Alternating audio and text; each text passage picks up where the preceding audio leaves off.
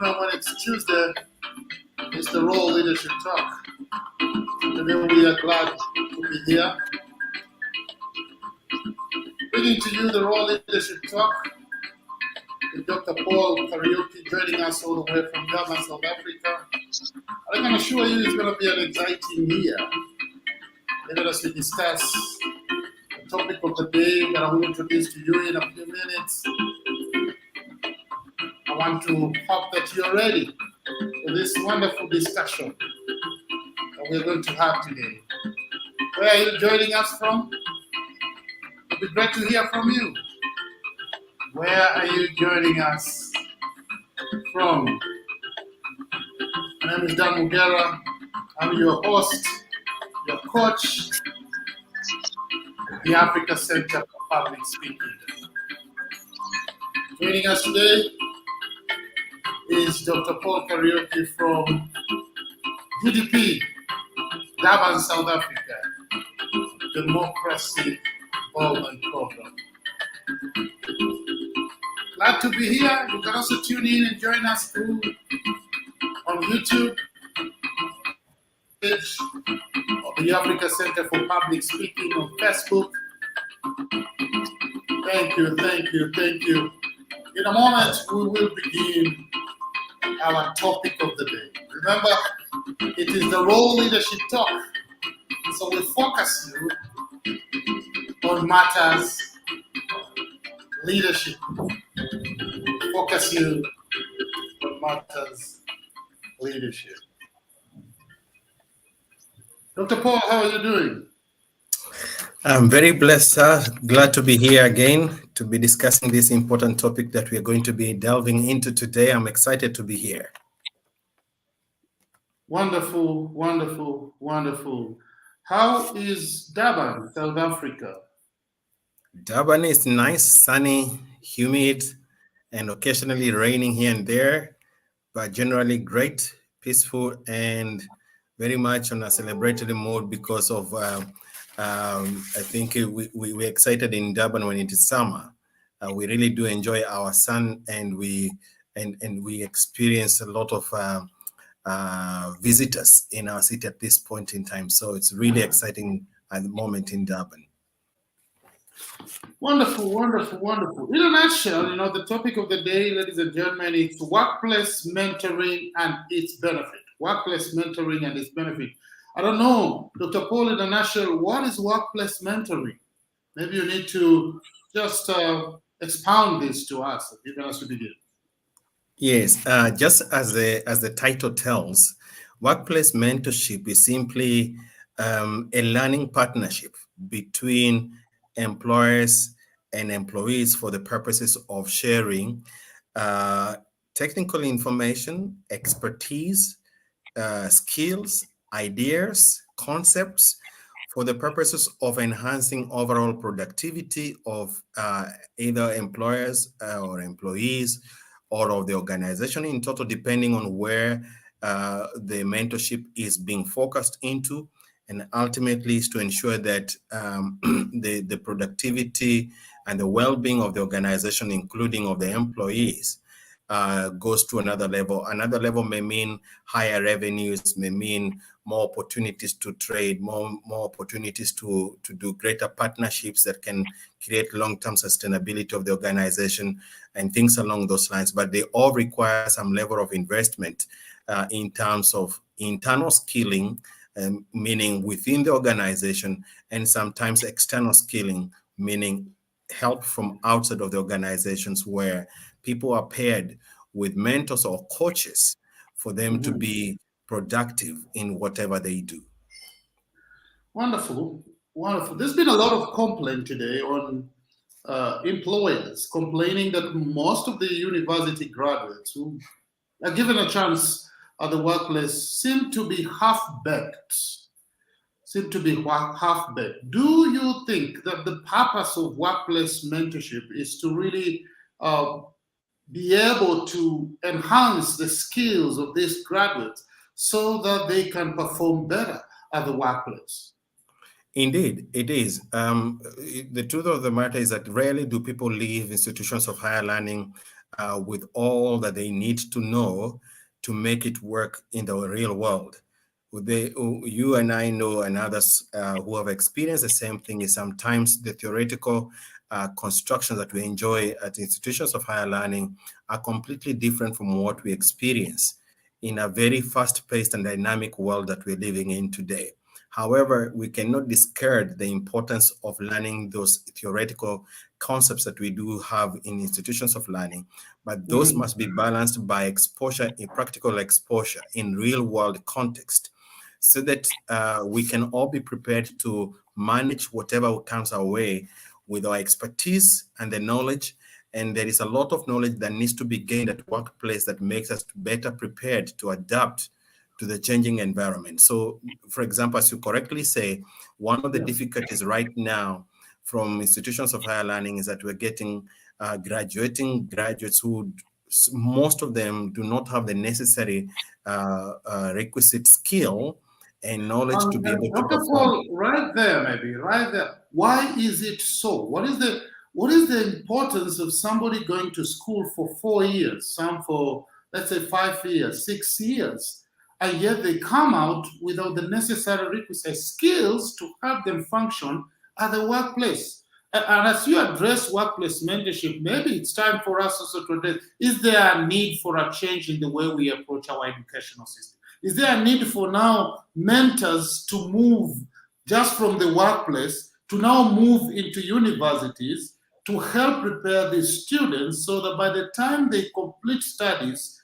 they are ready to work and not require another mentorship for a long time at the workplace?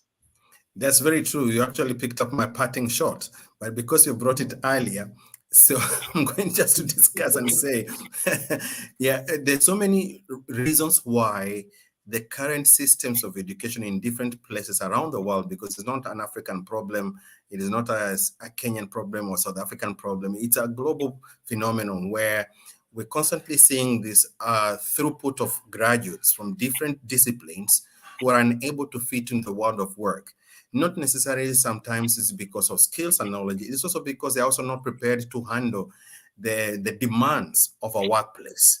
So one of the issues that we have been seeing around the world is constant call for reforms in educational curriculums, right from grade R or whatever you call maybe the preschool up to the university level, so that the curricula is adapted to the changes that we see currently in the world.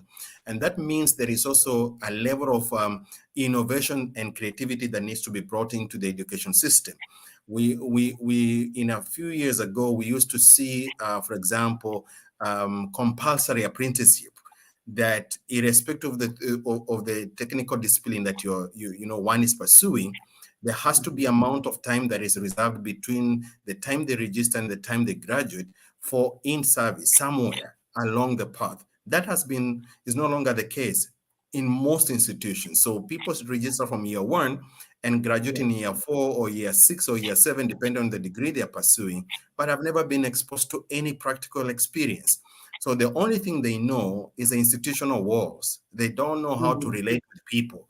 They don't know how to behave in an office. They don't even have an idea of work ethic. How do I Yeah. work with others? How do I become part of a team? You will see nowadays when there's most of these, employment opportunities that are advertised, you will see strange things that we never used in the years past. That somebody is a team player. Or somebody is able to work independently at the same time work with people, because those skills have become now handy. And especially with Yeah. the outbreak of COVID-19, there is a move towards working in teams, even now more remotely, rather than the tradition where people used to work independently, closed in their own offices and all things like that. So part of this workplace mentorship needs to be brought back into institutions of higher learning. And here, there is a combination of a theoretical expertise that is brought by skilled human resource in institutions of higher learning, but also Yes. external expertise, coaches and mentors who have the inside of know-how of how do you work with people in complex situations, in complex environments, and bring that, weave that back into educational curriculum, so that by the time graduates leave institutions of higher learning, at least they have some good level of understanding of what they expect in the workplace, and some of these soft skills like working with people, working in teams, workplace ethics, Mhm. professionalism, and etiquette of communication, things that normally they are not taught. They should have been Yeah. exposed to that before they leave institutions of higher learning, so that as they enter the world of work, wherever they find themselves in, they are able to adapt to those skills that are very necessary, so that they can be Mhm. able to gain as much as exposure within the workplace for their own career development. Wonderful, wonderful. So I'm sure you have touched on the importance of workplace, but let's go to the nitty gritty of how it works. Mhm. How does workplace mentorship really work? Because I guess some employers will find that a big burden sometimes, and that's why it's not really being utilized a lot. So, how does really workplace mentorship work?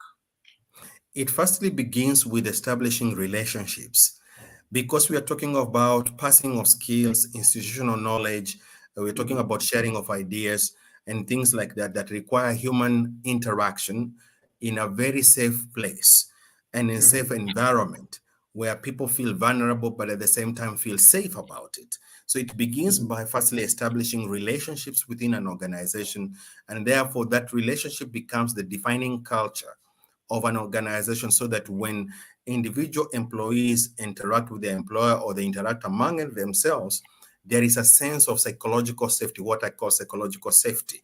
That when a Mhm. person comes into that space, they don't feel vulnerable because they feel less than Oh, or inadequate of seven. about anything. Now, Come into that space knowing that it's a place of reinforcement, it's a place of building, and it's a place of adding. So it has, I would suggest about 6 steps that I've worked with in creating this environment, because I've done this in my own organization and it does work. Yeah. So one is it begins by defining purpose. Why do we want to have this workplace in mentorship? And everybody within the organization need to understand it's not for everyone. There Mhm. has to be a space for choice, but where there is, it has to be made. As an organizational leader, I have to make it vivid and clear to anyone that there is opportunity for such a thing to happen. So define the purpose, define the goals, and secondly, design the mentoring program. How do you pair people? Who needs what kind of mentorship? And find who within the organization has the expertise that needs for that individual. And if it's not available in the organization, is there somebody else outside of the organization that can be able to offer that kind of need in a way that it's beneficial to both the organization and the employee? So once you design the program, the third thing you need to do is to create an onboarding process. Now, this means simply easing whoever employee into the process. What I'm Mhm. creating now here is some level of psychological safety, that when we're doing mentorship, it doesn't mean that you are a failure or you are failing. It just Yes. simply means that we are creating a bridge for sharing knowledge for your own personal development and growth, either within the organization or just for you as a person. Yeah. And Yes. then the fourth thing you need to do is to pair now the mentors with the mentees. Yeah. So Mhm. that there is already a relationship starts to build, and between the two of them, or more than two of them, if they are more than one, they are able to create an environment and some terms of reference for each other, and then we can go into delve into details around all that. And then of course now then you start the mentoring process, and you create a momentum towards, you define the timings, define the expectations, define the milestones, so that then it's also not left so loose that it actually loses meaning. Yeah, Yes. everybody comes into this relationship with some level of expectation, but there's some level of hurdles to cross. As you define what needs to be done prior to the mentorship, what needs to be done during the mentorship, and what are the expected ends. And then lastly is to measure your success. What's the return on investment? In this case, then once you have defined the milestones become now your return on investment. So if Yes. you're training somebody to be a better salesperson, they have been achieving some level of sales, but now you want to increase their sales capacity to 50% or to more than 50%. Then you can divide that into, some tangible milestone. Now we want you to sell X number of units per month. We want you to generate X level of revenues per quarter. So this mentee has a form of picture in their own mind of where this journey is heading to. That's how you set the program. Wonderful, wonderful thoughts right there. Livingston McCorry, thank you for joining us. I totally agree. Mentorship is key for learner in the institutions of learning. Rachel says, sure, workplace mentorship is key. Thank you very much, Rachel. Thank you, Livingston, for joining in and even sharing your views with us right here. But I would like to know, Dr. Paul, what is the role of organizational leadership in this all workplace mentorship, and how do we make it ethical enough? Maybe you can also connect with that, because sometimes the mentee could take advantage of the mentor could take advantage of the mentee, or vice versa. How do we make sure there are clear guidelines and there's no manipulation and ethics are observed at the same time? That's a very important question. I think the organizational leadership has a very serious role to play in establishing a functional, fruitful, and a productive workplace mentorship program. First and foremost is to create an environment that I call psychological safety. People need to feel safe to be vulnerable, to open up themselves to a place of mentorship. If there is no safety psychologically, what will mean is that people inhibit themselves from opening to growth, and therefore it defeats the purpose of having such an establishment in the first place. That's the task of, therefore, of the leadership, is to create an environment where the program is anchored on true relationships, in the sense that relationships among employees themselves and the employee and the employer are strong and safe enough to be trusted, so that when this process is anchored on that kind of a level of climate, it becomes even more easier for skills to be shared and expertise to be shared, institutional knowledge to be shared, and ideas and whatever else that may be needed in that relationship. So that's the first task of the leadership, to create an environment where this mentorship can take place. The second task of leadership is to communicate. Communicate. You can never do that enough, because part of creating what I call the psychological safety is people to understand the purpose, the objective, the expectation, and what is the support mechanism that the organization is putting around the mentorship program. So it's not left so loose that, again, the risks you mentioned, where the mentor may take advantage of the mentee or the vice versa. When those boundaries are defined upfront, therefore, then there is that you've already created that psychological safety environment where everybody on both sides, the mentor and the mentee, are aware of what they are expected of. And that's the task of leadership. Communicate that as often. And at the same time, the third thing is to ensure that there is room for choice. There is a room for yes, and there is also room for no, N-O. I'm not interested. And you as a leader, be safe to accept that maybe it's not needed. Maybe it's not now. Maybe it's something for future. But so that also it's not a situation where it's forced down on employees to feel that they are now inadequate and they need to be lifted or to be guided, and vice versa. For the mentors, if the mentors are within organization, to feel extra burden to input their knowledge to somebody who is not willing even to receive that knowledge.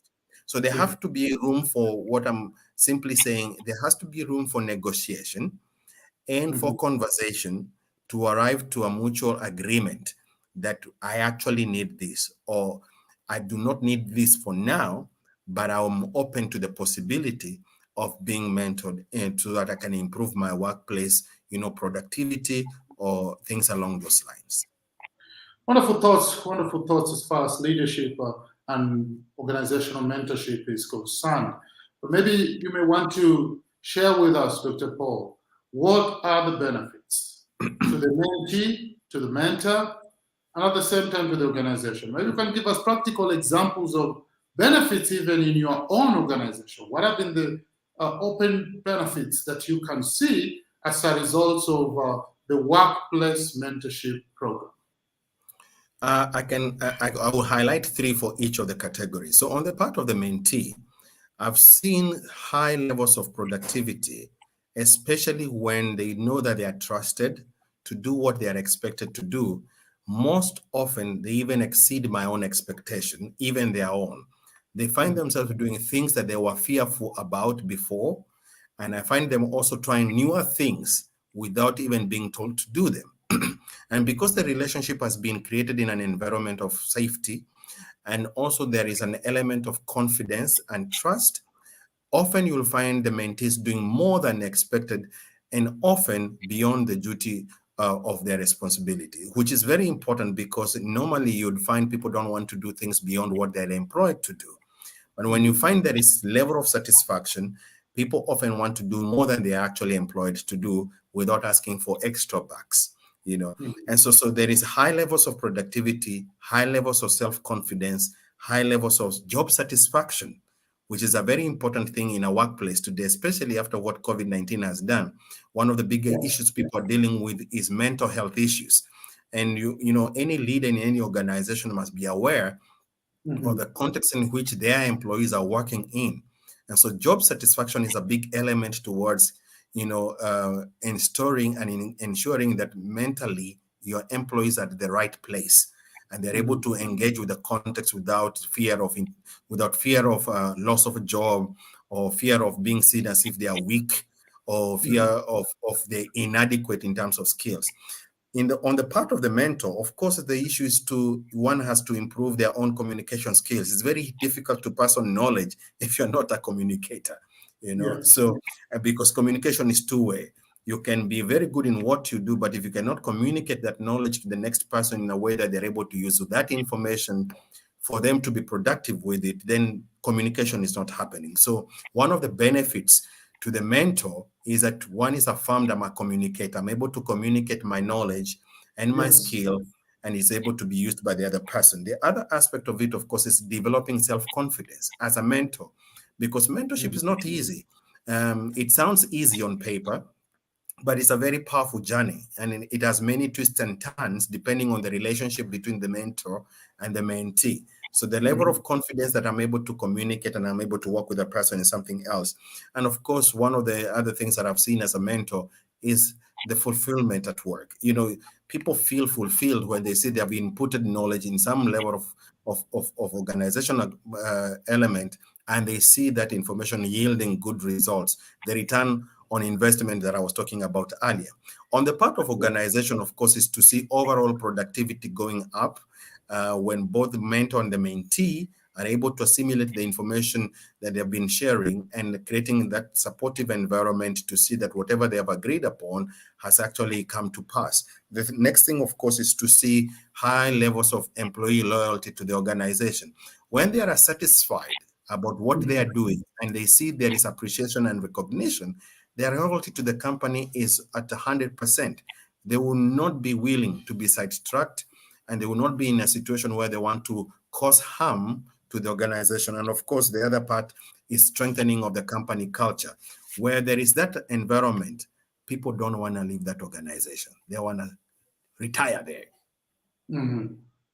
Wonderful, wonderful thoughts right there. And I want to believe that everybody that has tuned in, you are benefiting greatly and you are able to share this particular nuggets with your employees or subordinates or your leaders so that they can begin to think about implementing this particular program. I know sometimes such a program is implemented, but most of the time it's implemented haphazardly. And so there are no great results that people expect from. Bernardine Mundui, thank you for watching. You say you're tuning in from Mombasa. Dr. Paul, what is your parting shot in 1 minute, even as we bring this session today to a close? Organizational leaders must be intentional about ensuring that job satisfaction remains at all-time high in their organizations, especially during this time of uncertainty and fast pacement. And then, therefore, it means that workplace coaching and mentorship must be a priority, and it must be designed in a way that is mutually beneficial both to the employee and to the employer, in the sense that it has to raise productivity of the overall organization and, of course, strengthen the company's culture as one of the key things to retain your best performing employees. Wonderful. You know, they say the greatest legacy of leadership is succession. So leaders must begin to think about succession. Who is going to succeed? And there can never be succession without mentorship. And you don't think about mentorship when you're about to go. You begin to think about it when you're still alive, when you're still strong, when you're still sound. The greatest legacy you can create wherever you are, it is the legacy you're living right now. And so their ability, the capacity to mentor other people, ladies and gentlemen, it's a wonderful opportunity for you to give back to society, but at the same time, creating pillars that will stand and speak for you years to come. So thank you very much for tuning in. Next week, we'll still be here with Dr. Paul discussing side hustles, working towards workplace discipline. How do we work towards workplace discipline? It's been the Raw Leadership Talk, giving it to you raw and helping you to develop every day. Thank you, Andy Abuki and Ibra Latimo, for tuning in. God bless you. Until next time, see you